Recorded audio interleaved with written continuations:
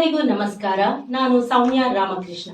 ಹರಿಹರ ತಾಲೂಕಿನ ಕಾರ್ಯನಿರತ ಪತ್ರಕರ್ತರ ಸಂಘದಿಂದ ಪತ್ರಿಕಾ ದಿನಾಚರಣೆ ಆಯೋಜಿಸಲಾಗಿತ್ತು. ಕಾರ್ಯಕ್ರಮದ ಎಲ್ಲಾ ವಿವರಗಳನ್ನ ವೀಕ್ಷಿಸೋಣ. ಮುಖ್ಯಮಂತ್ರಿ ಮಾಧ್ಯಮ ಸಲಹೆಗಾರ ಕೆವಿ ಪ್ರಭಾಕರ ಕಿವಿಮಾತು. ಸುದ್ದಿ ಕೊಡುವ ಭರದಲ್ಲಿ ನೈಜತೆಗೆ ಧಕ್ಕೆಯಾಗದಿರಲಿ.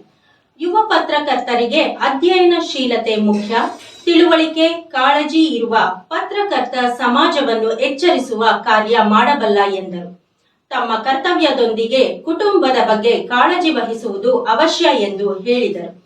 ಸಂಘದ ರಾಜ್ಯಾಧ್ಯಕ್ಷ ಶಿವಾನಂದ ತಗಡೂರು, ಶಾಸಕ ಬಿಪಿ ಹರೀಶ್ ದಾವಣಗೆರೆ, ಜಿಲ್ಲಾ ವರದಿಗಾರರ ಕೂಟದ ಅಧ್ಯಕ್ಷ ನಾರಾಜ್ ಬಡದಾಳ್ ಮಾತನಾಡಿದರು. ಸಂಘದ ಜಿಲ್ಲಾ ಪ್ರಧಾನ ಕಾರ್ಯದರ್ಶಿ ಎ ಫಕ್ರುದ್ದೀನ್, ಮಂಜುನಾಥ್ ಏಕಬೋಟೆ, ಪದಾಧಿಕಾರಿಗಳಾದ GS Veeresh, Vedamurthy, Shrimati Shambhavi, DN HS Keerthikumar, Shekhargouda Patil, H Sudhakara, R Manjunath Pujar, BM Chandrashekhar, RB Praveen, Chidananda Kanchikeri, Vishwanatha Mailal, Suresh Kunabelakere ಸೇರಿದಂತೆ ಮತ್ತಿತರರು ಉಪಸ್ಥಿತರಿದ್ದರು. ಧನ್ಯವಾದಗಳು.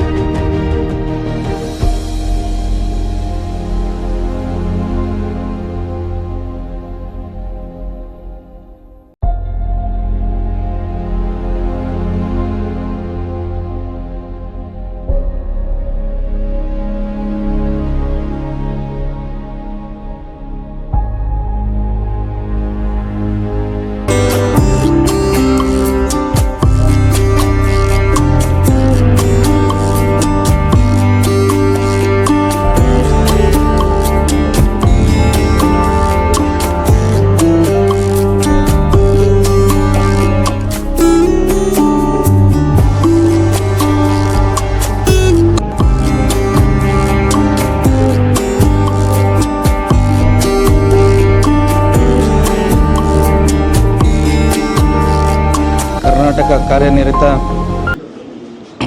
ಪತ್ರಕರ್ತರ ಸಂಘದ ಹರಿಹರ ತಾಲೂಕು ಘಟಕ ಆಯೋಜನೆ ಮಾಡಿರುವಂತಹ ಈ ಪತ್ರಿಕಾ ದಿನಾಚರಣೆಯಲ್ಲಿ ಭಾಗಿಯಾಗಿರುವ ತಮ್ಮೆಲ್ಲರಿಗೂ ಕೂಡ ಪತ್ರಿಕಾ ದಿನಾಚರಣೆಯ ಶುಭಾಶಯಗಳನ್ನು ಕೋರ್ತೇನೆ.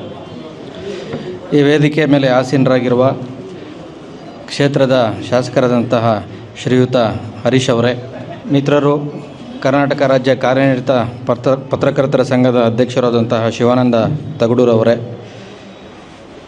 ದಾವಣಗೆರೆ ಪತ್ರಕರ್ತರ ಸಂಘದ ಜಿಲ್ಲಾಧ್ಯಕ್ಷರಾದಂತಹ ಮಂಜುನಾಥ್ ಅವರೇ, ವರದಿಗಾರರ ಕೂಟದ ಅಧ್ಯಕ್ಷರಾದಂತಹ ನಾಗರಾಜ್ ಬೂದಿಯಾಳ್ ಅವರೇ, ಹರಿಹರ ತಾಲೂಕು ಸಂಘದ ಅಧ್ಯಕ್ಷರಾದಂತಹ ಶಾಂಭವಿ ಮೇಡಮ್ ಅವರೇ, ಹಾಗೂ ಈ ವೇದಿಕೆಯ ಮುಂಭಾಗದಲ್ಲಿ ಆಸೀನರಾಗಿರುವ ಎಲ್ಲ ಪತ್ರಕರ್ತ ಮಿತ್ರರೇ, ನಿಜಕ್ಕೂ ಕೂಡ ಭಾಳ ಖುಷಿಯಾಗ್ತಾಯಿದೆ. ಅದರಲ್ಲೂ ಸುಮಾರು ಎಲ್ಲ ವೇದಿಕೆ ಮೇಲೆ ಮಾತಾಡಿದವರೆಲ್ಲ ನನ್ನ ಬಗ್ಗೆ ಬಹಳ ಅಭಿಮಾನದ ಮಾತುಗಳನ್ನು ಆಡಿದ್ದಾರೆ. ಎಷ್ಟು ಖುಷಿಯಾಯಿತು ಅಂತಂದರೆ ದಾವಣಗೆರೆ ಬೆಣ್ಣೆ ದೋಸೆ ತಿಂದಷ್ಟೇ ಖುಷಿಯಾಯಿತು. ನಿಜವಾಗಲೂ ಖುಷಿಯಾಗುತ್ತೆ. ಮೊನ್ನೆ ಶಿವಾನಂದ ತಗಡೂರವರು ಕಾರ್ಯಕ್ರಮದ ಆಹ್ವಾನ ಪತ್ರಿಕೆಯನ್ನು ವಾಟ್ಸಪ್ಪಲ್ಲಿ ಕಳಿಸಿದರು. ನಾನು ಇದೇನು ಈ ಕಾರ್ಯಕ್ರಮ ಗೊತ್ತೇ ಇಲ್ವಲ್ಲ ಅಂದ್ಬಿಟ್ಟು ಫೋನ್ ಮಾಡಿದೆ ಅವ್ರಿಗೆ. ಏನು ಅಧ್ಯಕ್ಷರೇ, ಇದು ಎಲ್ಲಿದೆ ಕಾರ್ಯಕ್ರಮ, ಏನು ಮಾಹಿತಿನೇ ಇಲ್ವಲ್ಲ ನನಗೆ ಅಂತಂದನು. ಇಲ್ಲ ನಾವು ಹೆಂಗೋ ಶಿವಮೊಗ್ಗ ಕಾರ್ಯಕ್ರಮ ಮುಗಿಸಿ ದಾರಿಲಿ ಹೋಗ್ತೀವಿ, ಮುಗಿಸ್ಕೊಂಡು ಹೋಗೋಣ ಅಂತಂದು. ಇಲ್ಲ, ನಾವು ಹಾವೇರಿಗೆ ಹೋಗ್ಬೇಕಲ್ಲ ಅಂತಂದೆ. ಇಲ್ಲ, ಹಾವೇರಿ ಕಾರ್ಯಕ್ರಮ ಕ್ಯಾನ್ಸಲ್ ಆಗಿದೆ, ಹರಿಹರದಲ್ಲಿ ಒಂದು ತಾಲೂಕು ಮಟ್ಟದಲ್ಲಿ ಒಂದು ಮಾಡ್ತಾಯಿದ್ದಾರೆ ಅಂತ. ಓಕೆ, ಹೋಗೋಣ ನಡೀರಿ ಅಂತಂದೆ. ಬೆಳಗ್ಗೆ ನಾವು ಅಧ್ಯಕ್ಷರು ಶಿವಮೊಗ್ಗದಲ್ಲಿ ಪತ್ರಿಕಾ ದಿನಾಚರಣೆ ಮುಗಿಸ್ಕೊಂಡು ಒಟ್ಟಿಗೆ ಬಂದ್ವಿ. ಸರ್ಕಾರ ಮತ್ತು ಸಂಘಟನೆ ಒಟ್ಟೊಟ್ಟಿಗೆ ಹೋಗ್ತಾಯಿದೆ. ಸರ್ಕಾರ ಮತ್ತು ಸಂಘಟನೆ ಒಟ್ಟಿಗೆ ಇದ್ದಾಗಲೇ ಪತ್ರಕರ್ತರ ಕೆಲಸಗಳಾಗೋದು. ನಿಜಕ್ಕೂ ಕೂಡ ಖುಷಿಯಾಯಿತು ನನಗೆ. ಕಾರ್ಯಕ್ರಮ ನೋಡ್ತಾ ನಾನು 25 ವರ್ಷಗಳ ಹಿಂದೆ ಕೋಲಾರದಲ್ಲಿ ಒಂದು ತಾಲೂಕು ಮಟ್ಟದ ವರದಿಗಾರನಾಗಿ ಏನು ಕೆಲಸ ಮಾಡ್ತಿದ್ದೆ ಅದರ ನೆನಪು ಬರ್ತಾಯಿತ್ತು. ಶಿವಾನಂದ ತಗಡೂರವರು ಹೇಳಿದ್ರು, ನನ್ನ ಬಗ್ಗೆ ಹೇಳಿದ್ರು ಯಾವ ರೀತಿ ಬೆಳೆದು ಬಂದೆ ಅಂತಂದು. ನಿಜವಾಗ್ಲೂ ಕೂಡ ನಾವು ಎಲ್ಲಿ ಹೋಗಿ ನಿಂತಿದ್ದೀವಿ ಅನ್ನೋದು ಮುಖ್ಯ ಅಲ್ಲ, ಹೇಗೆ ಬಂದು ನಿಂತ್ವಿ ಅನ್ನೋದು ಕೂಡ ನಾವನ್ನ ನೆನಪಿನಲ್ಲಿ ಇಟ್ಕೋಬೋದು. ನಾವೇನೇ ಸಾಧನೆ ಮಾಡೋದು ಕೂಡ ಒಂದು ಸತಿ ನಾವು ತಿರುಗಿ ನೋಡಬೇಕು, ನಮ್ಮ ಸಾಧನೆಯಿಂದ ಯಾರಿದ್ದಾರೆ ಅಂತ. ನಾನೊಬ್ಬನೇ ಬಂದುಬಿಡಲಿಲ್ಲ ಇಷ್ಟು ಮೇಲಕ್ಕೆ. ಶಿವಾನಂದ ತಗಡೂರು ಅಂತ ಮಿತ್ರರು, ನಿಮ್ಮಂಥ ಹಲವಾರು ಸ್ನೇಹಿತರ ಆರೈಕೆ ಮತ್ತು ಮಾರ್ಗದರ್ಶನದಿಂದಾಗಿ ಇವತ್ತು ನಾನು ಮುಖ್ಯಮಂತ್ರಿಗಳ ಮಾಧ್ಯಮ ಸಲಹೆಗಾರನಾಗಿ ನಿಂತಿದ್ದೇನೆ. ಅವ್ರು ಯಾಕೆ ಮಾಡಿದ್ರು ಮುಖ್ಯಮಂತ್ರಿಗಳು ನನ್ನನ್ನು ಮಾಧ್ಯಮ ಸಲಹೆಗಾರನಾಗಿ ಅಂತಂದರೆ, ಪತ್ರಕರ್ತ ಮಿತ್ರರ ನೋವು ನಲಿವುಗಳಿಗೆ, ಕಷ್ಟ ಸುಖಗಳಿಗೆ ಸ್ಪಂದಿಸಬೇಕು ಅಂತ. ನನಗೆ ಮುಖ್ಯಮಂತ್ರಿಗಳು ಸಂಪುಟ ದರ್ಜೆ ಸ್ಥಾನಮಾನ ಕೊಟ್ಟಿದ್ದಾರೆ, ಒಂದು ಕಾರ್ ಕೊಟ್ಟಿದ್ದಾರೆ, ವಿಧಾನಸೌಧದಲ್ಲಿ ಆಫೀಸ್ ಕೊಟ್ಟಿದ್ದಾರೆ. ಸುಮ್ಮನೆ ಓಡಾಡ್ಕೊಂಡಿರುವಂಥ ಏನು ಕೊಟ್ಟಿಲ್ಲ ಅವರು ನನಗೆ. ಹೋಗಿ ಪತ್ರಕರ್ತರ ಸಮಸ್ಯೆಗಳೇನಿದೆ ಅದನ್ನು ನೋಡಬೇಕು, ಬಗೆಹರಿಸಬೇಕು ಅಂತಲೇ ಮಾಡಿದ್ದಾರೆ. ಆ ದಿಸೆಯಲ್ಲಿ ನಾನು ಪ್ರಾಮಾಣಿಕವಾದಂಥ ಪ್ರಯತ್ನವನ್ನು ಮಾಡ್ತಾಯಿದ್ದೇನೆ. ನಮ್ಮ ರಾಜ್ಯದಲ್ಲಿ ಅಥವಾ ದೇಶದಲ್ಲಿ ಪತ್ರಿಕೆಗಳು ಮತ್ತು ಪತ್ರಿಕೋದ್ಯಮ ನಡೆದು ಬಂದ ದಾರಿ, ಅದರ ಬಗ್ಗೆ ಎಲ್ಲ ಹೇಳಿ ನಿಮ್ಮ ತಲೆ ತಿನ್ನಕ್ಕೆ ಹೋಗೋದಿಲ್ಲ ನಾನು. ಯಾಕೆ ಅಂತಂದರೆ ಭಾರಿ ಅಚ್ಚುಕಟ್ಟಾದಂಥ ಒಳ್ಳೆಯ ಕಾರ್ಯಕ್ರಮವನ್ನು ನೀವು ಮಾಡಿದ್ದೀರಿ. ನಮ್ಮಲ್ಲಿ ಪತ್ರಿಕೋದ್ಯಮ ಆರಂಭವಾಗಿ 106 ವರ್ಷಗಳೇ ಕಳೆದಿದ್ರು ಕೂಡ 1996ರಿಂದ ನಾವು ಪತ್ರಿಕಾ ದಿನಾಚರಣೆಯನ್ನು ಆಚರಣೆ ಮಾಡ್ತಾಯಿದ್ದೀವಿ. ಈಗೆಲ್ಲ ಹಲವಾರು ಬೇಡಿಕೆಗಳನ್ನು ಇಟ್ಟರು, ನಮ್ಮ ನಾಗರಾಜ್ ಅವರು ಇರ್ಬೋದು, ಶಿವಾನಂದ ತಗಡೂರು ಇರ್ಬೋದು. ಆದರೆ ಮುಂಚೆ ಆ ಥರ ಇರಲಿಲ್ಲ. ಪತ್ರಕರ್ತರು ಏನು ಅವ್ರಿಗೇನು ಅಸೈನ್ಮೆಂಟ್ ಕೊಟ್ಟಿದ್ರು, ಸುದ್ದಿ ಹೋಗಿ ಅಸೈನ್ಮೆಂಟ್ ಅಟೆಂಡ್ ಮಾಡಿದ್ವಾ, ಹೋಗಿ ಸುದ್ದಿ ಬರೆದ್ವಾ, ಮನೆಗೆ ಹೋದ್ವಾ, ಇಷ್ಟರಲ್ಲೇ ಇದ್ದರು. ಅವರಿಗೆ ತಮ್ಮ ಹಕ್ಕುಗಳ ಬಗ್ಗೆ ಆಗಲಿ, ಬೇಡಿಕೆಗಳ ಬಗ್ಗೆ ಆಗಲಿ ಯಾರೂ ಚಕಾರ ಕೂಡ ಎತ್ತಾ ಇರಲಿಲ್ಲ. ಈಗ ನಿವೇಶನ ಅಂತ ಹೇಳ್ತಿರ್ತಾರೆ. ಈಗ SM ಕೃಷ್ಣ ಅವರು ಮುಖ್ಯಮಂತ್ರಿ ಆಗಿದ್ದಾಗ ಬೆಂಗಳೂರಲ್ಲಿ ಪತ್ರಕರ್ತರಿಗೆ ನಿವೇಶನ ಕೊಡಬೇಕು ಅಂತೇಳಿ ಒಂದು ಸ್ಕೀಮ್ ಸ್ಟಾರ್ಟ್ ಮಾಡೋದು. ಎಲ್ರಿಗೂ ಆಸೆ ಬೆಂಗಳೂರಲ್ಲಿ ಸೈಟ್ ತಗೋಬೇಕು ಅಂತ. ಬಟ್ ಭಯ. ಕೆಲವು ಆಫೀಸುಗಳಲ್ಲಂತೂ ಸರ್ಕಾರದಿಂದ ಯಾವುದೇ ಸೌಲಭ್ಯ ತಗೊಂಡ್ರೆ ಅದನ್ನು ಅಪರಾಧ ಅನ್ನೋ ರೀತಿ ನೋಡುವಂಥ ಪರಿಸ್ಥಿತಿ ಇತ್ತು. ನಾನು ವಿಜಯ ಕರ್ನಾಟಕದಲ್ಲಿ ಕೆಲಸ ಮಾಡ್ತಿದ್ದೆ. ನನಗೂ ಇನ್ವಿಟೇಷನ್ ಬಂತು, ಈ ಥರ ಮುಖ್ಯಮಂತ್ರಿಗಳು ಸೈಟ್ ಕೊಡ್ತಾರೆ, ನೀವು ತಗೋಬೋದು ಅಂತ. ಕೇಳಿದೆ ಆಫೀಸಲ್ಲಿ, ಸೈಟ್ ಬೇಕಾ ಕೆಲಸ ಬೇಕಾ ಅಂತ ಕೇಳಿದ್ರು. ಅಯ್ಯೋ ಇದೊಳ್ಳೆ ಕತೆ ಆಯ್ತಲ್ಲ ಅಂದ್ಬಿಟ್ಟು, ಸೈಟ್ ಬೇಡಪ್ಪ ನನಗೆ ಕೆಲಸನೇ ಇರಲಿ ಅಂದ್ಬಿಟ್ಟು ನಾನು ಕೆಲಸ ಉಳಿಸ್ಕೊಂಡೆ. ಬಟ್ ಸುಮಾರು ಜನ ಪತ್ರಕರ್ತರು ನಿವೇಶನಗಳನ್ನು ತಗೊಂಡ್ರು, ತಪ್ಪಲ್ಲ ಅದು. ಯಾಕೆ ಅಂತಂದರೆ ಅದು ಅವರ ಹಕ್ಕು. ಈಗ ಎಲ್ಲರೂ ಕೂಡ ಜನ ಅವರ ಬೇಡಿಕೆಗಳೇನಿದೆ ಅದನ್ನು ಸರ್ಕಾರದ ಮುಂದೆ ಇಡ್ತಾರೆ. ಅದು ತಪ್ಪು ಅಂತ ನಾವು ಹೇಳಕ್ಕೆ ಹೋಗಲ್ಲ, ಅದು ಅವರ ಹಕ್ಕು. ಅದೇ ರೀತಿ ಪತ್ರಕರ್ತರಿಗೂ ಕೂಡ ನಾವು ಸರ್ಕಾರವನ್ನು ಕೇಳಬೇಕು, ನಮ್ಮ ಬೇಡಿಕೆಗಳನ್ನು ಮಂಡಿಸಬೇಕು ಅನ್ನೋದು ಒಂದು ಪದ್ಧತಿ ಶುರುವಾಗಿದ್ದು ಇತ್ತೀಚಿನ ದಿನಗಳಲ್ಲಿ. ಹಾಗಾಗಿ ರಾಜ್ಯಾದ್ಯಂತ ನಾವು ಎಲ್ಲೇ ಹೋದರೂ ಕೂಡ ಯಾವುದೇ ಪತ್ರಿಕಾ ದಿನಾಚರಣೆ ಕಾರ್ಯಕ್ರಮಗಳಲ್ಲಿ ಭಾಗವಹಿಸಿದ್ರು ಕೂಡ ನನ್ನ ಮುಂದೆ ಆಗಲಿ ನಮ್ಮ ಅಧ್ಯಕ್ಷ ಶಿವಾನಂದ ತಗಡೂರು ಅವ್ರ ಮುಂದೆ ಆಗಲಿ ಹಲವಾರು ಬೇಡಿಕೆಗಳನ್ನು ಇಡ್ತಾ ಇರ್ತಾರೆ. ಈಗಲಾದರೂ ಕೂಡ ಪತ್ರಕರ್ತರಿಗೆ ತಮ್ಮ ಸ್ಥಿತಿಯ ಮನವರಿಕೆ ಆಗಿದೆ ಅನ್ನೋದು ನನ್ನ ಭಾವನೆ. ಯಾಕೆ ಅಂತಂದರೆ ಶ್ರೀಮಂತರ ಮಕ್ಕಳ್ಯಾರು ಇಲ್ಲಿ ಪತ್ರಿಕೋದ್ಯಮಕ್ಕೆ ಬರಲ್ಲ. ಪತ್ರಿಕೋದ್ಯಮಕ್ಕೆ ಬರೋರೆಲ್ಲ ಮಧ್ಯಮ ವರ್ಗದವರು, ಬಡ ಕುಟುಂಬದವರೇ ಬರ್ತಾರೆ. ಪತ್ರಕರ್ತ ಅಂತ ಒಂದು ಲೇಬಲ್ ಸಿಗಿದ ತಕ್ಷಣ ಅವರು ಕಾಲರ್ ಎಗರಿಸ್ಕೊಂಡು ಓಡಾಡ್ತಾ ಇರ್ತಾರೆ. ನಾನು ಪತ್ರಕರ್ತ ಆಗಿದ್ದೀನಿ, ಇವತ್ತು MLA ಅವ್ರ ಪ್ರೆಸ್ ಕಾನ್ಫರೆನ್ಸ್ ಅಟೆಂಡ್ ಮಾಡಿದೆ, ನಾಳೆ ನಮಗೆ ಡಿಸ್ಟಿಕ್ ಇನ್ಚಾರ್ಜ್ ಮಿನಿಸ್ಟ್ರು ತಿಂಡಿಗೆ ಕರೆದ್ರು, ನಾಳೆ ಮುಖ್ಯಮಂತ್ರಿ ಭೇಟಿ ಮಾಡೋದು, ಇಷ್ಟರಲ್ಲೇ ಈ ಭ್ರಮೆನಲ್ಲೇ ತೇಲಾಡ್ತಾ ಇರ್ತಾರೆ ಹೊರತು ನಮ್ಮ ಪರಿಸ್ಥಿತಿ ಏನು, ನಮ್ಮ ಕುಟುಂಬದ ಪರಿಸ್ಥಿತಿ ಏನು ಅನ್ನೋದ್ರ ಬಗ್ಗೆ ಯಾರು ಕೂಡ ತಲೆ ಕೆಡಿಸ್ಕೊಳ್ಳೋಕೆ ಹೋಗಲ್ಲ. ಈಗ ಶಿವಾನಂದ ತಗಡೂರು ಅವರು ಶಶಿಧರ ಭಟ್ರ ಒಂದು ಉದಾಹರಣೆಯನ್ನು ಕೊಟ್ಟರು. ಅವರು ಫೇಸ್ಬುಕ್ಕಲ್ಲಿ ಒಂದು ಸ್ಟೇಟಸ್ ಹಾಕಿದರು, ಯಾರು ನನ್ನವರಲ್ಲ ಅಂತ. ಶಶಿಧರ್ ಭಟ್ ಅಂದರೆ ಹಿರಿಯ ಪತ್ರಕರ್ತರು. ಅವರು ಟಿ ವಿಗಳಲ್ಲಿ ಅವರ ಚರ್ಚೆಗಳನ್ನೆಲ್ಲ ನೋಡಿರ್ತೀರಿ ನೀವು ಸಾಧಾರಣವಾಗಿ. ಮುಖ್ಯಮಂತ್ರಿಗಳ ಜೊತೆ ಮತ್ತು ಮಂತ್ರಿಗಳ ಜೊತೆ ಎಲ್ಲ ಪತ್ರಿಕಾಗೋಷ್ಠಿಗಳ ಚರ್ಚೆಗಳೆಲ್ಲ ಭಾಗವಹಿಸಿದಂಥವ್ರು. ಆದರೆ ಅವರು ಆ ಥರ ಒಂದು ಸ್ಟೇಟಸ್ ಹಾಕಿದ ತಕ್ಷಣ ಎಲ್ರಿಗೂ ಕೂಡ ಒಂದು ಅಚ್ಚರಿ, ಯಾಕೆ ಈ ಥರ ಹಾಕಿದ್ರು ಅಂತ.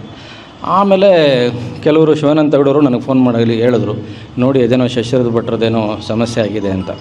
ಆಮೇಲೆ ಅವರು ದೂರವಾಣಿ ಕರೆ ಮಾಡಿದ್ರೆ ಅವರು ಕರೆ ಸ್ವೀಕಾರ ಮಾಡಲಿಲ್ಲ, ಅವರು ಅನಾರೋಗ್ಯದಿಂದ ಮಲಗಿದ್ದಾರೆ ಅಂತ. ಕೊನೆಗೆ ಬೇರೆಯವ್ರ ಮೂಲಕ ಅವ್ರನ್ನ ಪತ್ತೆ ಹಚ್ಚಿ ಅಲ್ಲಿ ಮೈಸೂರಿನ ಗೋಪಾಲಗೌಡ ಆಸ್ಪತ್ರೆಯಲ್ಲಿ ಅವ್ರಿಗೆ ಟ್ರೀಟ್ಮೆಂಟ್ ಕೊಡುವಂಥ ಕೆಲಸವನ್ನು ಮಾಡಲಾಯಿತು. ಆಮೇಲೆ ಮುಖ್ಯಮಂತ್ರಿಗಳು ಕೂಡ ಅವ್ರ ಜೊತೆ ಮಾತಾಡಿ ಸ್ವಲ್ಪ ಧೈರ್ಯ ತುಂಬಿದ್ರು. ಇದು ಒಬ್ಬರ ಸಮಸ್ಯೆ ಅಲ್ಲ, ರಾಜ್ಯದಲ್ಲಿ ಈ ರೀತಿ ಹಲವಾರು ಹಿರಿಯ ಪತ್ರಕರ್ತರು ಇಂಥ ಸಮಸ್ಯೆನಲ್ಲಿದ್ದಾರೆ.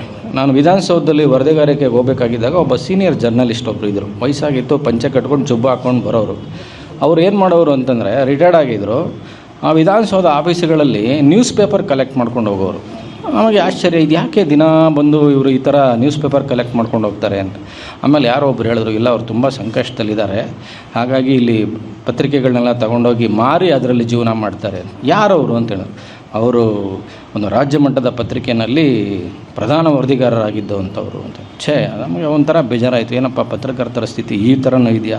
ಬರೀ ನಾವು ತಾಲೂಕು ಮಟ್ಟ ಜಿಲ್ಲಾ ಮಟ್ಟದಲ್ಲಿ ನೋಡ್ತೀವಿ, ರಾಜ್ಯ ಮಟ್ಟದಲ್ಲಿ ಈ ಥರ ಪರಿಸ್ಥಿತಿ ಅನ್ನೋದು ಅವತ್ತು ಗೊತ್ತಾಯಿತು. ನಾನು ಈ ಮಾತು ಯಾಕೆ ಹೇಳ್ತೀನಿ ಅಂತಂದರೆ, ಫಸ್ಟು ನಾವು ನಮ್ಮನ್ನು ಅರ್ಥ ಮಾಡ್ಕೋಬೇಕು, ನಮ್ಮ ಕುಟುಂಬನ ಅರ್ಥ ಮಾಡ್ಕೋಬೇಕು. ಪತ್ರಕರ್ತ ಅಂತಂದರೆ ಸಮಾಜ ಮತ್ತು ಸರ್ಕಾರದ ಮಧ್ಯೆ ಸೇತುವೆ ಕೆಲಸ ಮಾಡ್ತಾರೆ ನಿಜ, ಆದರೆ ನಾವು ಮನೆಗೂ ಕೆಲಸ ಮಾಡಬೇಕಲ್ಲ. ಮನೆಗೆ ಮಾರಿ ಊರಿಗೆ ಉಪಕಾರ ಆಗಬಾರ್ದಲ್ವಾ? ಯಾಕೆ ಅಂತಂದರೆ ಮನೆಯಲ್ಲಿ ನಿಮ್ಮನ್ನು ನೆಚ್ಕೊಂಡಿರ್ತಾರೆ, ಒಂದು ಫ್ಯಾಮಿಲಿ ಇರುತ್ತೆ, ಮಕ್ಕಳಿರ್ತಾರೆ, ಇರ್ಬೋದು. ಪತ್ರಕರ್ತರಲ್ಲೂ ಸ್ಥಿತಿವಂತರು ಇದ್ದಾರೆ, ಅದೇ ರೀತಿ ಬಡವರು ಕೂಡ ಇದ್ದಾರೆ. ಹೀಗಾಗಿ ಪತ್ರಕರ್ತರು ಸಮಾಜದ ಅಂಕುಡೊಂಕುಗಳನ್ನು ತಿದ್ದೋದ್ರ ಜೊತೆಗೆ ತಮ್ಮ ಕುಟುಂಬದ ಸಮಸ್ಯೆ ಬಗ್ಗೆ ಕೂಡ ಸ್ವಲ್ಪ ಕಿವಿ ಕೊಡಬೇಕು. ಜೊತೆಗೆ ನಿಮ್ಮ ಆರೋಗ್ಯದ ಬಗ್ಗೆ ಕೂಡ ಸ್ವಲ್ಪ ಗಮನ ಕೊಡಿ. ಆರೋಗ್ಯ ಕೂಡ ಮುಖ್ಯ. ಈಗ ಎಲ್ಲ ಏನು ಹೇಳ್ತಾರೆ, ನಮಗೆ ಆರೋಗ್ಯ ವಿಮೆ ಯೋಜನೆಯನ್ನು ಜಾರಿಗೆ ತನ್ನಿ ಅಂತ ಹೇಳ್ತಾರೆ. ಯಾಕೆ ಅಂತಂದರೆ ಕೋವಿಡ್ ಕಾಲದಲ್ಲಿ ಪತ್ರಕರ್ತರು ಯಾವ ಸ್ಥಿತಿಯನ್ನು ಎದುರಿಸಿದ್ರು ಅಂತ ನಿಮಗೆಲ್ಲರಿಗೂ ಕೂಡ ಗೊತ್ತಿದೆ. ಶಿವಾನಂದ ತಗಡೂರು ಅವರು ಅದರ ಬಗ್ಗೆ ಒಂದು ಪುಸ್ತಕ ಕೂಡ ಬರೆದಿದ್ದಾರೆ. ಅವ್ರು ಯಾವಾಗಲೂ ವಿಧಾನಸೌಧಕ್ಕೆ ಬಂದರೂ ಕೂಡ ಅವರೇನು ಸ್ವಂತ ಕೆಲಸಕ್ಕೇನು ಬರಲ್ಲ. ನಮ್ಮ ಆಫೀಸಿಗೆ ಬಂದರೆ ಯಾವುದಾದ್ರೂ ಒಂದು ಅರ್ಜಿ ಇಟ್ಕೊಂಡು ಬಂದಿರ್ತಾರೆ, ಇಂಥವ್ರಿಗೆ ಹುಷಾರಿಲ್ಲ, ಇಂಥವ್ರ ಪತ್ರಕರ್ತರು ತೀರೋಗಿದ್ದಾರೆ, ಅವ್ರ ಕುಟುಂಬದವರಿಗೆ ಮುಖ್ಯಮಂತ್ರಿಗಳ ಕಡೆಯಿಂದ ಪರಿಹಾರ ಕೊಡಿಸಿ ಅಂತ. ಹೀಗಾಗಿ ಪತ್ರಕರ್ತರಿಗೆ ಮತ್ತು ಅವರ ಸಮಸ್ಯೆಗಳಿಗೆ ಸ್ಪಂದಿಸುವಂಥ ಗುಣ ಸಂಘಟನೆಯ ಜವಾಬ್ದಾರಿ ಹೊತ್ತವರಲ್ಲೂ ಕೂಡ ಇರಬೇಕು. ಅದು ತಾಲೂಕು ಘಟಕ ಆಗಿರಲಿ, ಜಿಲ್ಲಾ ಘಟಕ ಆಗಿರಲಿ, ಅಥವಾ ರಾಜ್ಯ ಮಟ್ಟದ್ದಾಗಿರಲಿ. ಸಂಘಟನೆ ನಂಬಿಕೊಂಡು ಪತ್ರಕರ್ತರು ಇರ್ತಾರೆ, ಸಂಘದಿಂದ ನಮಗೇನೋ ಒಂದು ಅನುಕೂಲ ಆಗುತ್ತೆ ಅಂತ. ಹೀಗಾಗಿ ಆ ಕಡೆ ಪದಾಧಿಕಾರಿಗಳು ಹೆಚ್ಚಿನ ಗಮನವನ್ನು ಕೊಡಬೇಕು ಅಂತ ನನ್ನ ಅನಿಸಿಕೆ. ಆಮೇಲೆ ಈಗ ಮಾತಾಡ್ತಾ ನಾಗರಾಜ್ ಅವರು ಹೇಳಿದ್ರು, ಒಂದು 26 ಜನ ಪತ್ರಕರ್ತರಿಗೆ ಲ್ಯಾಪ್ಟಾಪ್ ಕೊಡುವಂಥ ಒಂದು ಯೋಜನೆ ಇದೆ, ಅದು ಜಿಲ್ಲಾಧಿಕಾರಿಗಳ ಟೇಬಲ್ ಮೇಲಿದೆ ಅಂತ. ನಾನು DC ಅವ್ರ ಜೊತೆಗೆ ಈಗಾಗಲೇ ದೂರವಾಣಿ ಮೂಲಕ ಮಾತಾಡಿದೆ. ಅವರು ನಾನು ಹೊಸದಾಗಿ ಬಂದಿದ್ದೀನಿ, 15 ದಿವಸ ಆಗಿದೆ ನಾನು ಚಾರ್ಜ್ ತೊಗೊಂಡು, ಈ ಫೈಲ್ ಬಗ್ಗೆ ನನಗೆ ಮಾಹಿತಿ ಇಲ್ಲ, ನಾನು ಸೋಮವಾರ ಅಟೆಂಡ್ ಮಾಡ್ತೀನಿ ಅಂತ ಅವರು ಹೇಳಿದ್ದಾರೆ. ಜೊತೆಗೆ ದಾವಣಗೆರೆಯಲ್ಲಿ ಪತ್ರಕರ್ತರ ಸಂಘಕ್ಕೆ ಭವನ ಇಲ್ಲ. ಈಗ ನಾಗರಾಜ್ ಅವರು ಮಾತಾಡಿ ನನ್ನ ಗಮನಕ್ಕೆ ತಂದರು. ನಾನು ಜಿಲ್ಲಾ ಉಸ್ತುವಾರಿ ಸಚಿವರ ಜೊತೆ ಈ ಬಗ್ಗೆ ಮಾತಾಡ್ತೇನೆ. ಈಗ ನಿಮ್ಮ ಸಂಘದ ಪದಾಧಿಕಾರಿಗಳ ಪದಗ್ರಹಣ ಸಮಾರಂಭ ಶ್ರಾವಣದಲ್ಲೇನೋ ನಡೆಯುತ್ತೆ ಅಂತ ಹೇಳ್ತಾ ಇದ್ದಾರೆ. ಅಷ್ಟರಲ್ಲೊಂದು ಸಿಹಿ ಸುದ್ದಿ ಕೊಡೋಣ ಅಂತ ನನ್ನ ಸಂದರ್ಭದಲ್ಲಿ ಹೇಳೋಕ್ಕೆ ಇಷ್ಟಪಡ್ತೇನೆ. ಆಮೇಲೆ ದಾವಣಗೆರೆಯಲ್ಲಿ ನಡೆದಂಥ ರಾಜ್ಯ ಸಮ್ಮೇಳನ, ಇವತ್ತು ಯಾರಿಗೂ ಗ್ರಾಮೀಣ ಪತ್ರಕರ್ತರಿಗೆ ಬಸ್ ಪಾಸ್ ಸಿಗ್ತಾ ಇದೆ ಅಂತಂದರೆ ಅದು ದಾವಣಗೆರೆಯಲ್ಲಿ ನಡೆದಂಥ ಪತ್ರಕರ್ತರ ಸಮ್ಮೇಳನನೇ ಕಾರಣ. ಅವತ್ತು ಶಿವಾನಂದ ತಗಡೂರು ಅವರು ಮುಖ್ಯಮಂತ್ರಿಗಳಿಗೆ ಹೇಳಿದ್ರು, ಇವತ್ತೇ ಅನೌನ್ಸ್ ಮಾಡಿ ಅಂತ. ಮುಖ್ಯಮಂತ್ರಿಗಳು ಇದಕ್ಕೆ ಎಷ್ಟು ಖರ್ಚಾಗುತ್ತೋ ಏನೋ ಗೊತ್ತಿಲ್ಲವಲ್ಲಪ್ಪ, ಎಲ್ಲ ಲೆಕ್ಕಾಚಾರ ಹಾಕಬೇಕು ಅಂತಂದರು. ಆಮೇಲೆ ನಾವು ಅವ್ರಿಗೆ ಮನವರಿಕೆ ಮಾಡಿಕೊಟ್ಟು, ಇಲ್ಲ ಸರ್, ನಮ್ಮ ಪತ್ರಕರ್ತರಂದರೆ ಒಂದು 5-6 ಸಾವಿರ ಜನ ಇದ್ದಾರೆ, ಹಾಗಾಗಿ ಹೆಚ್ಚಿನ ಹಣಕಾಸು ಹೊರೆ ಏನು ಇದ್ರ ಮೇಲೆ ಬೀಳಲ್ಲ ಅಂತ ಹೇಳೋದು. ಅದಾದಮೇಲೆ ಅವರು ಅವತ್ತು ಕಾರ್ಯಕ್ರಮದಲ್ಲಿ ಅನೌನ್ಸ್ ಮಾಡೋದು. ಆಮೇಲೆ ಅಲ್ಲಿ ಹೋಗಿ ಕೂತ್ಕೊಂಡು ಅಧಿಕಾರಿಗಳ ಜೊತೆ ಚರ್ಚೆ ಮಾಡಿದಾಗ ಸುಮಾರು ಒಂದು 10-11 ಕೋಟಿ ವರ್ಷಕ್ಕೆ ಖರ್ಚಾಗುತ್ತೆ ಅಂತ ಹೇಳಿದ್ರು. ಕೊನೆಗೆ ಬಡ್ಜೆಟ್ನಲ್ಲಿ ಕೂಡ ಮುಖ್ಯಮಂತ್ರಿಗಳು ಅದನ್ನು ಘೋಷಣೆ ಮಾಡಿದ್ದಾರೆ. ಹೀಗಾಗಿ ಬಸ್ ಪಾಸ್, ಗ್ರಾಮೀಣ ಪತ್ರಕರ್ತರ ಬಸ್ ಪಾಸ್ ಇವತ್ತು ಸಿಗ್ತಾ ಇದೆ ಅಂತಂದರೆ ಅದಕ್ಕೆ ದಾವಣಗೆರೆ ಜಿಲ್ಲೆ ಪತ್ರಕರ್ತರ ಕೊಡುಗೆನೂ ಇದೆ ಅಂತ ನಾನು ಈ ಸಂದರ್ಭದಲ್ಲಿ ಹೇಳೋಕ್ಕೆ ಇಷ್ಟಪಡ್ತೇನೆ.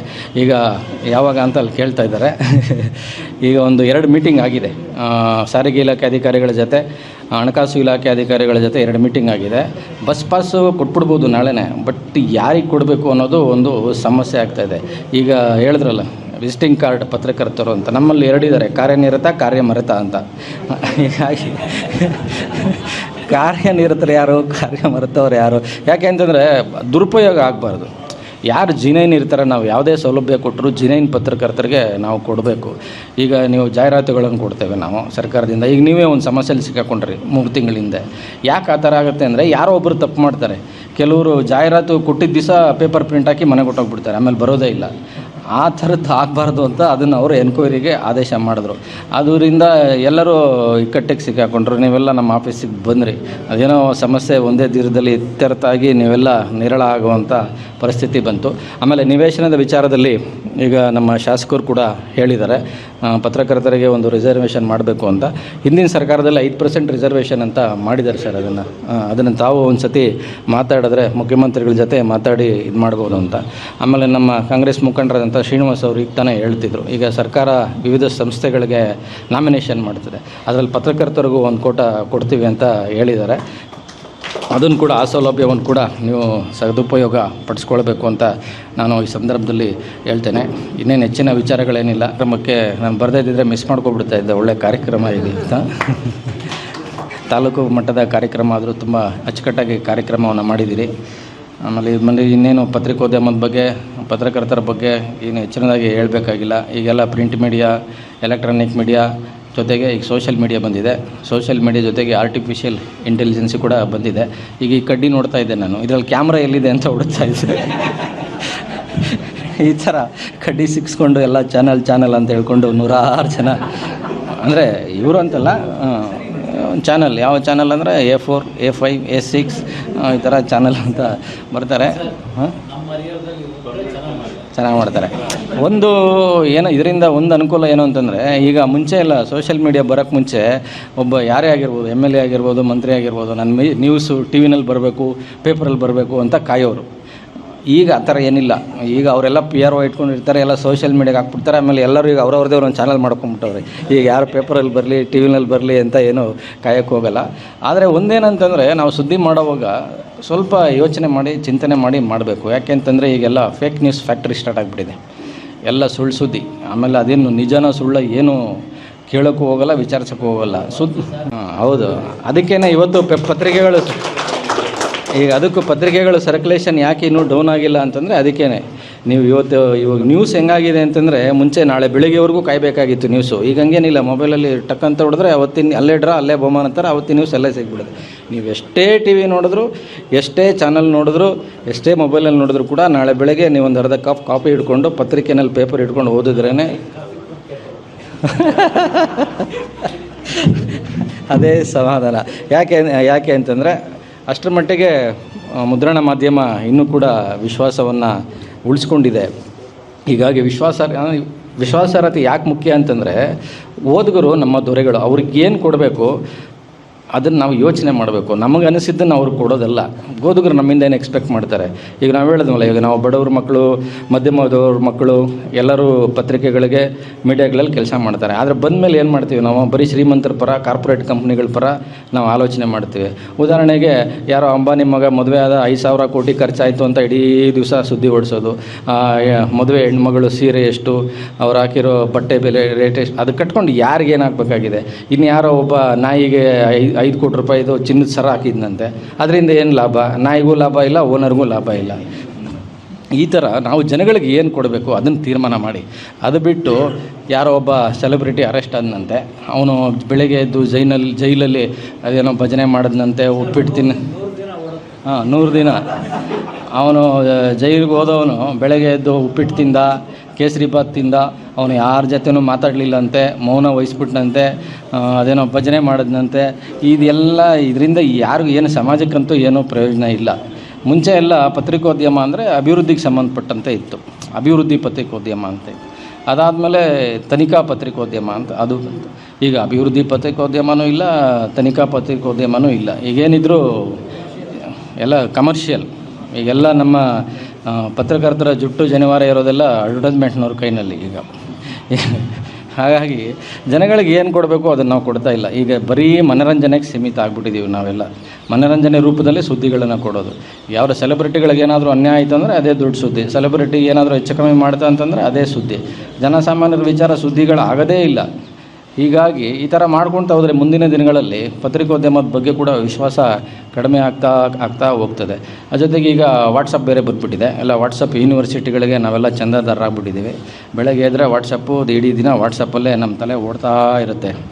ಹಾಗಾಗಿ ಜನರಿಗೆ ಏನು ಕೊಡಬೇಕು ಅನ್ನೋದ್ರ ಬಗ್ಗೆ ನಾವು ಸ್ವಲ್ಪ ಚಿಂತನೆ ಮಾಡಬೇಕು. ಜನರಿಗೆ ಏನು ಕೊಡಬೇಕು ಅನ್ನೋ ಚಿಂತನೆ ಮಾಡೋದ್ರ ಜೊತೆಗೆ ಸುದ್ದಿ ಸುಳ್ಳು ಯಾವುದು, ಸತ್ಯ ಯಾವುದು, ಅದ್ರ ಬಗ್ಗೆ ಕೂಡ. ಈಗ ಯಾವುದೋ ಒಂದು ಚಾನಲಲ್ಲಿ ಏನಾದರೂ ಒಂದು ಸುದ್ದಿ ಓಡಿಸ್ತಾರೆ, ಅದು ಕನ್ಫರ್ಮೇಷನ್ ಇರೋಲ್ಲ. ಉಳಿದ ಎಲ್ಲ ಚಾನಲ್ಗಳು ಕೂಡ ಅದನ್ನು ಪಿಕಪ್ ಮಾಡ್ಕೊಂಬಿಟ್ಟು ಲಾಸ್ಟಲ್ಲಿ ಯಾರಾದರೂ ಒಬ್ಬರು ಹೇಳ್ತಾರೆ ಇಲ್ಲಪ್ಪ ಈ ಥರ ಆಗಿಲ್ಲ ಅಂದರೆ ಮತ್ತೇನು ಅದರಲ್ಲೇನು ಟಿ ವಿಗಳಲ್ಲಿ ಸ್ಪಷ್ಟೀಕರಣ ಏನು ಬರೋಲ್ಲ. ಒಂದು ಸತಿ ಸುದ್ದಿ ಹೋಯ್ತು ಅಂದರೆ ಬುಲೆಟ್ ಹೊಡೆದಂಗೇನು, ಹೊಡೆದಿರೋ ಬುಲೆಟ್ ಅಂತೂ ವಾಪಸ್ ಬರೋಕ್ಕೆ ಹೋಗಲ್ಲ. ಆದರೆ ಆ ಸುಳ್ಳು ಸುದ್ದಿಯಿಂದ ಯಾರ ಮೇಲೆ ಪರಿಣಾಮ ಆಗ್ತದೆ, ಅವ್ರ ಮನಸ್ಸಿಗೆ ಎಷ್ಟು ಘಾಸಿ ಆಗ್ತದೆ ಅನ್ನೋದನ್ನು ಕೂಡ ನಾವು ಪತ್ರಕರ್ತರು ಯೋಚನೆ ಮಾಡಬೇಕು. ಅದರಲ್ಲೂ ಕೂಡ ಈಗ ಹೊಸ ಪೀಳಿಗೆಯ ಯುವಕರು ಯುವತಿಯರು ಪತ್ರಿಕೋದ್ಯಮಕ್ಕೆ ಬರ್ತಾ ಇದ್ದಾರೆ. ಆದರೆ ಅವರಲ್ಲಿ ಅಧ್ಯಯನಶೀಲತೆಯೇ ಇಲ್ಲ. ನಮಗೆ ಪತ್ರಿಕೆಗಳಲ್ಲಿ ಕೆಲಸ ಮಾಡೋವಾಗ ಹೇಳೋರು ಎಡಿಟರ್ಗಳು, ದಿನಕ್ಕೆ ನೀವು 5 ಪೇಪರ್ ಓದಬೇಕ್ರಿ, 5 ಪೇಪರ್ ಓದಿದ್ರೇ ನಿಮಗೆ ಜ್ಞಾನ ಬೆಳೀತದೆ, ನಾಳೆ ಏನು ಸುದ್ದಿ ಕೊಡಬೇಕು ಅನ್ನೋದು ನಿಮಗೆ ತಿಳಿಯುತ್ತೆ ಅಂತ. ಆದರೆ ಈಗ ಯಾರು ಪತ್ರಿಕೆಗಳು ಓದಲ್ಲ, ಈಗೆಲ್ಲ ಬರೀ ಟಿ ವಿ ಚಾನಲ್ಗಳು ವಾಟ್ಸಪ್ಗಳು ಬಂದಿರೋದ್ರಿಂದ ಏರ್ ಲಿಫ್ಟ್ ಮಾಡ್ತಾರೆ ಅಂತ ಸುದ್ದಿ ಬಂದ್ಬಿಡ್ತು. ನಾವು ಮುಖ್ಯಮಂತ್ರಿಗಳ ಜೊತೆ ಎಲ್ಲೋ ಟ್ರಾವೆಲ್ ಮಾಡ್ತಾಯಿದ್ದೆ ಸರ್, ವಾಟ್ಸಪ್ಪಲ್ಲಿ ಮೆಸೇಜ್ ಬಂತು, ಮಲ್ಲಿಕಾರ್ಜುನ್ ಅವರ ಆರೋಗ್ಯ ಸ್ಥಿತಿ ಗಂಭೀರ ಅಂತ. ಸರ್ ಮಲ್ಲಿಕಾರ್ಜುನ್ ಅವ್ರಿಗೇನೋ ಗಂಭೀರ ಆಗ್ಬಿಟ್ಟಿದೆ ಅಂತ ನೋಡಿ ಸರ್ ಅಂತಂದ. ಆಮೇಲೆ ಹೌದಾ ಫೋನ್ ಮಾಡು ಅಂತಂದು. ಆಮೇಲೆ ನಾನು ಅವ್ರ PS ಗೆ ಫೋನ್ ಮಾಡಿದೆ, ಎಲ್ಲಿದ್ದಾರೆ ಅಂತಂದೆ. ಇಲ್ಲ ಮೀಟಿಂಗಲ್ಲಿದ್ದಾರೆ ಅಂತಂದ್ರು. ಇದೇನು ಆರೋಗ್ಯ ಇಲ್ಲ ನಾವು ಡೈರೆಕ್ಟ್ ಕೇಳಬಾರ್ದಲ್ವ, ಏನು ಆರೋಗ್ಯ ಸರಿಯಿಲ್ಲ ಅಂತ. ಎಲ್ಲಿದ್ದಾರೆ ಸಚಿವರು ಅಂತ. ಇಲ್ಲ DC ಆಫೀಸಲ್ಲಿ ಮೀಟಿಂಗ್ ಮಾಡ್ತಾ ಇದ್ದಾರೆ ಅಂತಂದರು. ಮತ್ತು ಟಿ ವಿನಲ್ಲಿ ಏನೋ ಈ ಥರ ಏನೋ ಬರ್ತಾಯಿತ್ತು ಅಂತ. ಇಲ್ಲ ಅದು ದೊಡ್ಡವರಿಗೆ ಸ್ವಲ್ಪ ಲಂಗ್ಸ್ ಏನೋ ಪ್ರಾಬ್ಲಮ್ ಆಗಿತ್ತು, ಆರಾಮಾಗಿದ್ದಾರೆ, ಮನೆಗೆ ಬಂದಿದ್ದಾನೆ. ಬಟ್ ಟಿ ವಿಗಳಲ್ಲೆಲ್ಲ ಅದು ಆರೋಗ್ಯ ಏರುಪೇರು ಅಂತ ಬಂದು ಎಲ್ಲರನ್ನೂ ಆತಂಕಕ್ಕೆ ತಳ್ಳಿ ಸುಮಾರು ಅನಾಹುತಗಳು, ಈ ಥರ ಅನಾಹುತಗಳು ಟಿ ವಿಗಳಲ್ಲಿ ಆಗ್ಬಿಡ್ತವೆ. ನಾವು ಮುಖ್ಯಮಂತ್ರಿಗಳು ಒಂದು ಸತಿ ಡೆಲ್ಲಿಗೆ ಹೋಗ್ಬಿಟ್ಟಿದ್ವಿ ಸರ್. ಡೆಲ್ಲಿನಲ್ಲಿ ಇದ್ದೀವಿ, ಟಿ ವಿನಲ್ಲಿ ಬರ್ತಾಯಿತ್ತು ಮುಖ್ಯಮಂತ್ರಿಗಳ ಝೀರೋ ಟ್ರಾಫಿಕ್ ಇದು ಟ್ರಾಫಿಕ್ನಲ್ಲಿ ಸಿಕ್ಕಿ ಹಾಕಿಕೊಂಡು ಆಂಬುಲೆನ್ಸ್ ಅಂತ. ಯಾವುದೋ ಒಂದು ಆಂಬುಲೆನ್ಸ್ ಹೋಗ್ತಾಯಿದೆ, ಎಲ್ಲ ವೆಹಿಕಲ್ಗಳೆಲ್ಲ ಸಿಕ್ಕಾಕೊಂಡಿರೋದು ಏರ್ಪೋರ್ಟ್ ರೋಡಲ್ಲಿ ತೋರಿಸ್ತಾಯಿದ್ರು. ಅರೆ ನಾವು ಡೆಲ್ಲಿನಲ್ಲಿದ್ದೀವಿ, ಬೆಂಗಳೂರಲ್ಲಿ ಹೆಂಗೆ ಸಿಕ್ಕಾಕೊಳ್ಳೋದು ಅಂತ ಈ ಸೋಷಿಯಲ್ ಮೀಡ್ಯಾದಲ್ಲಿ ಯಾರೋ ಒಂದು ವೀಡಿಯೋ ಬಿಡ್ತಾರೆ ವೈರಲ್ ಆಗಲಿ ಅಂತ, ಅದನ್ನೇ ನಂಬ್ಕೊಂಡು ನಾವು ಕೂಡ ಪ್ರಸಾರ ಮಾಡಿಬಿಡ್ತೀವಿ. ಸುಳ್ಳು ಯಾವುದು ಸತ್ಯ ಅಂದರೆ ಅರ್ಜೆಂಟು ಹಾಕ್ಬಿಡ್ಬೇಕು ಸುದ್ದಿ. ನಾನು ಸುದ್ದಿ ಬ್ರೇಕ್ ಮಾಡಿಬಿಡ್ಬೇಕು, ಎಲ್ಲ ಬ್ರೇಕಿಂಗ್ ನ್ಯೂಸ್ ವೀರರ್ ಆಗ್ಬಿಟ್ಟಿದ್ದೀವಿ ನಾವು. ಅದು ಸತ್ಯನೋ ಸುಳ್ಳು ಆಮೇಲೆ ನೋಡ್ಕೊಳ್ಳೋಣ, ಫಸ್ಟ್ ಬ್ರೇಕ್ ಮಾಡಿಬಿಡೋಣ ಅಂತ. ಅಷ್ಟೊತ್ತು ಎಷ್ಟು ಜನ ಬ್ರೇಕ್ ಆಗಿಬಿಟ್ಟಿರ್ತಾರೋ ಗೊತ್ತಿಲ್ಲ. ಬ್ರೇಕಿಂಗ್ ನ್ಯೂಸ್ ಈಗ ಸ್ಟಾರ್ಟ್ ಆಗಿಬಿಟ್ಟಿದೆ, ಟ್ರೆಂಡು ಬ್ರೇಕಿಂಗ್ ನ್ಯೂಸ್. ಬಟ್ ಏನೇ ಇರಲಿ, ಸುದ್ದಿಗಳಲ್ಲಿ ವಿಶ್ವಾಸಾರ್ಹತೆ ಇರಲಿ ಅಂತ ನನ್ನ ಅನಿಸಿಕೆ. ಹೀಗಾಗಿ ಇನ್ನೇನು ಹೆಚ್ಚಿನದಾಗಿ ಹೇಳುವಂಥ ಅವಶ್ಯಕತೆ ಏನಿಲ್ಲ. ಒಟ್ಟಿನಲ್ಲಿ ಒಂದು ಚಂದದ ಕಾರ್ಯಕ್ರಮಕ್ಕೆ ನನ್ನನ್ನು ಬರಮಾಡಿಕೊಂಡು ನಿಮ್ಮೆಲ್ಲರ ಮುಂದೆ ನಿಂತು ನನ್ನ 4 ಮಾತುಗಳನ್ನು ಹೇಳೋದಕ್ಕೆ ಅವಕಾಶ ಮಾಡಿಕೊಟ್ಟಿದ್ದೀರಿ. ಹರಿಹರ ತಾಲೂಕಿನ ಎಲ್ಲ ಪತ್ರಕರ್ತ ಮಿತ್ರರಿಗೆ ನಾನು ಇದಕ್ಕಾಗಿ ಹೃತ್ಪೂರ್ವಕ ಧನ್ಯವಾದಗಳನ್ನು ಸಲ್ಲಿಸ್ತೇನೆ. ನಿಮ್ದು ಏನೇ ಬೇಡಿಕೆ ಇರಲಿ, ಏನೇ ಸಮಸ್ಯೆ ಇರಲಿ, ವಿಧಾನಸೌಧ 2ನೇ ಮಾಡಿನಲ್ಲಿ ನನ್ನ ಕಚೇರಿ ಇದೆ. ನಿಮ್ಮ ಅಧ್ಯಕ್ಷರ ಜೊತೆ 24x7 ಯಾವಾಗ ಬೇಕಾದರೂ ಬರ್ಬೋದು, ನಮ್ಮ ಜೊತೆ ಮಾತಾಡ್ಬೋದು ಅಂತ ಈ ಸಂದರ್ಭದಲ್ಲಿ ಹೇಳ್ತಾ ನಿಮ್ಮೆಲ್ಲರಿಗೂ ಕೂಡ ಮತ್ತೊಮ್ಮೆ ಧನ್ಯವಾದಗಳನ್ನ ಸಲ್ಲಿಸಿ ನನ್ನ ಮಾತು ಮುಗಿಸ್ತೇನೆ. ಯಾಕೆ ಬರೋದಿಲ್ಲ ಅಂದರೆ ಒಂದು ಸತಿ ನೀವು ಫಾಲೋ ಮಾಡಲ್ಲ, ಈಗ ಕೇಳ್ತೀರಾ ಆಮೇಲೆ ಬಿಟ್ಬಿಡ್ತೀರಾ. ಫಾಲೋ ಮಾಡಬೇಕು, ಅದರಿಂದ ಫೈಲಿಂದ ಓಡಾಡಬೇಕು. ಆ ಫೈಲ್ ನಂಬರ್ ಕೊಟ್ಟು ಈ ಥರ ಇದೆ ಅಂತಂದರೆ ಅದು ಕೆಲಸ ಆಗ್ತದೆ. ಈಗ MLA ಅವರು ಸಿಕ್ಕಿದ್ದಾರೆ, ಆಮೇಲೆ ನೆಕ್ಸ್ಟ್ ಕಾರ್ಯಕ್ರಮದವರೆಗೂ ಅದನ್ನು ಫಾಲೋ ಮಾಡಿ ನಿಮ್ಮಲ್ಲಿ ಯಾರಾದರೂ ಒಂದು ಟೀಮ್ ಮಾಡಿಕೊಂಡು ಒಂದು ಕೆಲಸದಿಂದ ಒಂದು 4-5 ಜನ ಬಿದ್ದರೆ ಅದು ಕೆಲಸ ಸಲೀಸಾಗಿ ಆಗ್ತದೆ. ಅಥವಾ ಮರ್ತೋಗ್ಬಿಟ್ರೆ ಮತ್ತೆ ಯಾವಾಗೋ ಸಿಗ್ದಾಗ ಇನ್ನೊಂದು ಸತಿ ಜ್ಞಾಪಕ ಮಾಡೋದು ಆ ಥರ ಆದರೆ ಆ ಕೆಲಸ ಅಲ್ಲೇ ಇರ್ತದೆ. ಇರಲಿ, ಅದು ನಿವೇಶನದ್ದು ಈಗ ಹೇಳಿದ್ದಾರೆ. ಅದು ಮೊನ್ನೆ ಒಂದು ಶಿವಮೊಗ್ಗ ಪತ್ರಕರ್ತರು ಕೂಡ ಮೊನ್ನೆ ಜಮೀರ್ ಅವ್ರ ಹತ್ರ ಬಂದಿದ್ದರು, ವಸತಿ ಸಚಿವರ ಹತ್ರ. ಅವರು ಕೂಡ ಒಪ್ಕೊಂಡಿದ್ದಾರೆ, ಎಲ್ಲೆಲ್ಲ ಅವಕಾಶ ಇದೆಯೋ ಅಲ್ಲೆಲ್ಲ ಕೂಡ ಪತ್ರಕರ್ತರಿಗೆ ನಿವೇಶನಗಳನ್ನು ಕೊಡೋಣ, ಅದಕ್ಕೆ ಬೇಕಾದ್ರೆ ಕ್ಯಾಬಿನೆಟಲ್ಲಿ ಕೂಡ ಇಟ್ಟು ಅದನ್ನು ಪಾಸ್ ಮಾಡೋಣ ಅಂತ ಹೇಳಿದ್ದಾರೆ. ಆದಷ್ಟು ನಿಮ್ಮೆಲ್ಲರಿಗೂ ಕೂಡ ನಿವೇಶನ ಭಾಗ್ಯ ಸಿಗಲಿ ಅಂತೇಳಿ ಹಾರೈಸಿ ನನ್ನ ಮಾತು ಮುಗಿಸ್ತೇನೆ. ನಮಸ್ಕಾರ.